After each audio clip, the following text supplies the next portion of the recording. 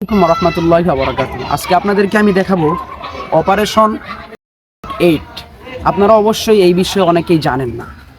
এই যে প্রথম আলো রয়েছে, এই প্রথম আলোর জঙ্গি খেলায় আমাদের 7 জন ভাই 2016 সালে জীবন দিয়েছে এবং তারা শহীদ হয়েছে।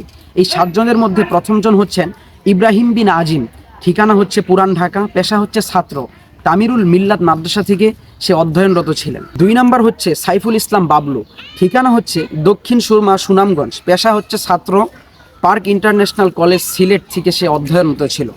3 নম্বর হচ্ছে ফরিদুল ইসলাম আকাশ, ঠিকানা কাজীপুর সিরাজগঞ্জ, পেশা ছাত্র, সিরাজগঞ্জ পলিটেকনিক ইনস্টিটিউট। এই যে আমি এখানে 3টা কথা বললাম, 3টা 7টার মধ্যে আমি আপনাকে 3টা দেখিয়েছি। এরকম 7 জন ভাইকে একাধারে 2000 হত্যা করে, আর এই হত্যাটা সাজিয়েছিল প্রথম আলো। সার্জিস আলম, নাহিদ এবং আসিফ মাহমুদ, যারা এই পর্যন্ত প্রথম আলোর প্রতি এখন পর্যন্ত কান্না করতেছেন তাদেরকে জ্বালিয়ে দেওয়া সম্পর্কে, আমি তাদেরকে বলতে চাই, 7 জন ভাইকে 2016 সালে জঙ্গি মামলা দিয়ে হত্যা করা হয়েছিল। আপনারা কি কখনো পারবেন ওই 7 জনকে আবার ফেরত দিতে? আপনারা কি কখনো পারবেন তাদের মা বাবার চোখের পানি ফিরিয়ে দিতে? আপনারা কখনোই পারবেন না। সুতরাং আপনার অযথায় প্রথম আলো এবং ডেইলি স্টার নিয়ে কান্নাকাটি করতেছেন। যারা ছিল স্বৈরাচারের দোসর, আপনারা তাদের পক্ষে কেমনভাবে কথা বলেন ভাই?